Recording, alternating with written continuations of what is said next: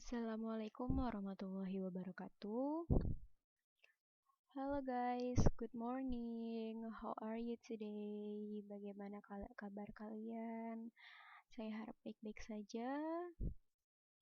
Eh, dan ini adalah minggu kedua pertemuan kita dan kita akan kembali membahas suggestion.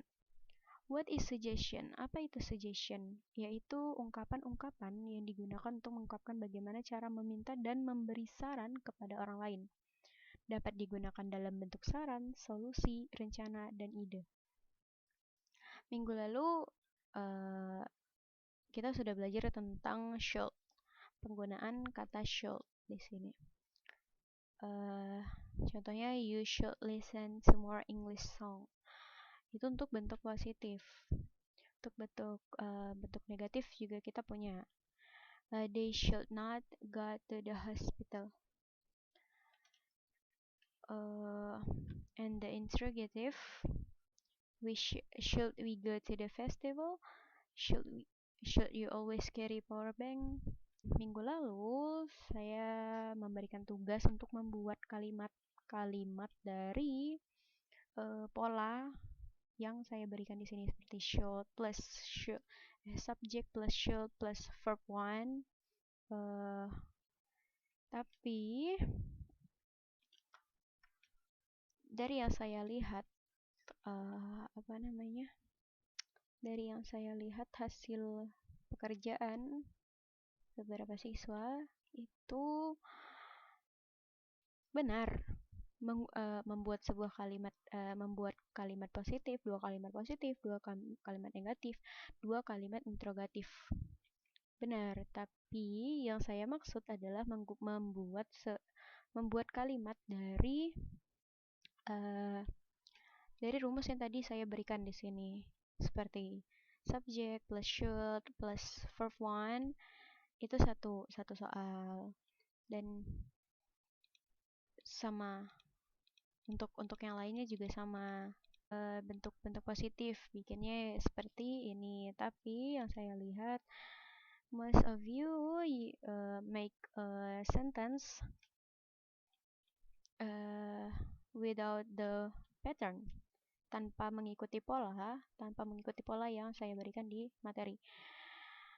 So I think that you guys still didn't understand, or maybe you guys didn't read the material, I don't know. Dan ini dari siapa? Raisa Rifka. Penggunaan ini jadi saya tidak untuk secara konteks ya dari materi semuanya tidak ada yang menyangkut ke dalam materi minggu lalu. Tapi untuk pembuatan kalimat, yes, you guys are good of making a sentence. Kerja kalian bagus untuk membuat sebuah kalimat. Hanya saja karena tidak masuk konteks apa yang kita pelajari, materi yang kita pelajari. Jadi ya, I'm sorry guys. But yeah, I would like to introduce myself. Yes, it's positive. But well, you guys please just read the material. Karena saya ingin memberikan nilai bagus di sini.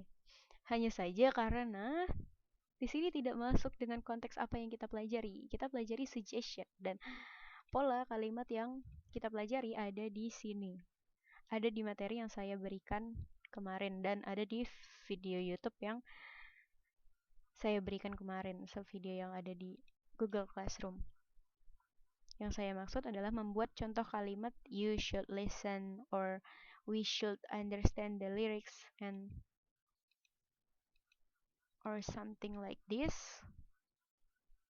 Ini lebih seperti bagaimana sih sewaktu apa yang harus kamu lakukan kalau minta saran. What should I do? What should I do? Nih, you should listen. It's more like you should blah blah blah blah. you should wearing a glasses, you should use some intinya pokoknya untuk pola yang positif kita menggunakan verb. Listen menggunakan verb 1, verb 1. Nah, verb 1 di sini listen. Listen is verb 1. Verb 1. And understand also verb 1. Dan di sini kita hanya perlu untuk penggunaan negatif hanya perlu menambahkan not di setelah should. Jadi subject ditambah should plus not untuk negatif dan ditambah verb 1 atau should plus subject plus should plus not, and you can add be, bisa tambahkan be di semuanya. Kita bisa menambahkan be, jadi should be, should not be, should you go, should you be. When use be, ketika menggunakan be itu setelahnya adalah adjective, noun, or adverb. Maybe we can move to the next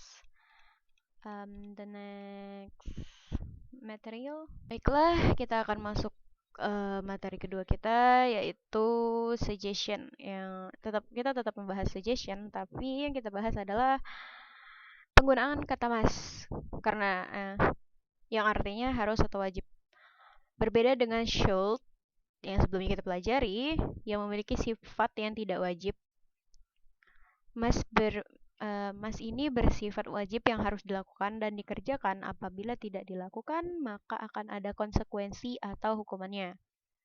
Dan tentunya must juga punya bentuk yaitu positif, negatif, dan interrogatif. Dan kita akan mempelajari positif dulu. Polanya sama dengan should, yang harus kita ganti hanya must. Yang sebelumnya should kita ubah menjadi must. Dan contohnya untuk pola pertama yang menggunakan verb 1. Verb 1 yaitu we sebagai subjek, must pengganti should kemarin, dan verb 1 yaitu wear.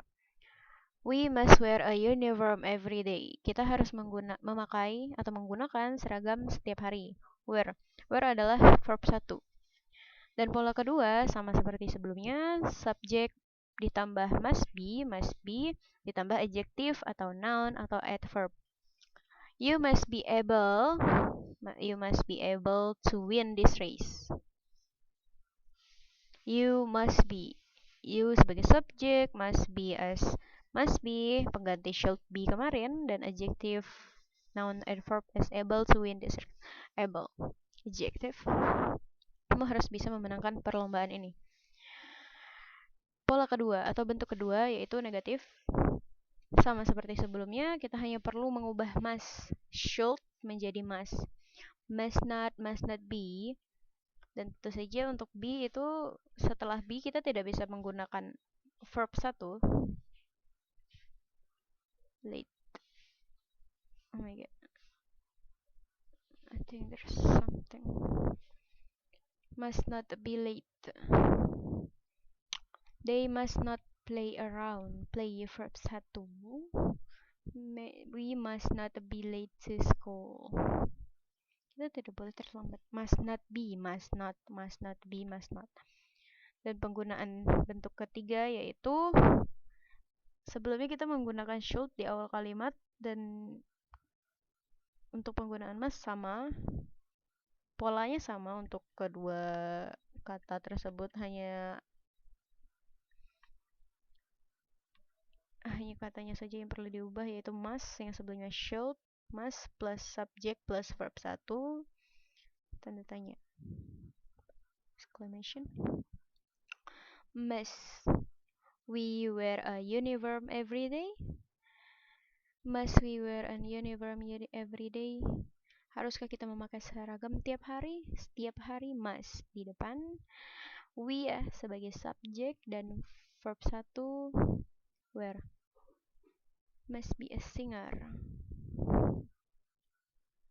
Must be a singer. Saya ubah warnanya agar lebih mudah untuk membedakannya. Contoh kalimat lainnya, ini untuk contoh-contoh yang positif, kalimat positif. We must study. We we di sini sebagai subjek, must study, harus study adalah kalimat verb 1. You clean verb 1, make verb 1, be the best, you must be, ini pola kedua tadi dari positif, bentuk positif. The best is adjective, best is adjective. You must know that to achieve all your dreams you have to learn. You must know adalah know adalah verb 1. You must do joke every morning. You must know, you should know, ini penggunaan positif. Baiklah, itu adalah contoh-contoh dan materi yang bisa saya jelaskan. Setelah ini saya akan memberikan beberapa latihan untuk kalian agar saya tahu apakah kalian paham dengan materi. Dan jika kalian masih kesulitan atau bingung untuk membuat atau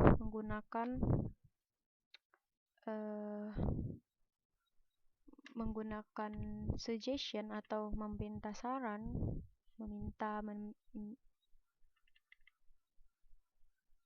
mengungkapkan dan memberi saran, kesulitan untuk membedakan positif, negatifnya, atau apapun yang perlu ditanyakan, silahkan ditanyakan di komentar karena akan saya jawab, atau ingin ditanyakan melewati WA juga tidak masalah karena saya akan pasti akan menjawab. Dan setelah ini akan saya berikan beberapa soal dan semoga kalian bisa menjawab soal tersebut. Selamat mengerjakan.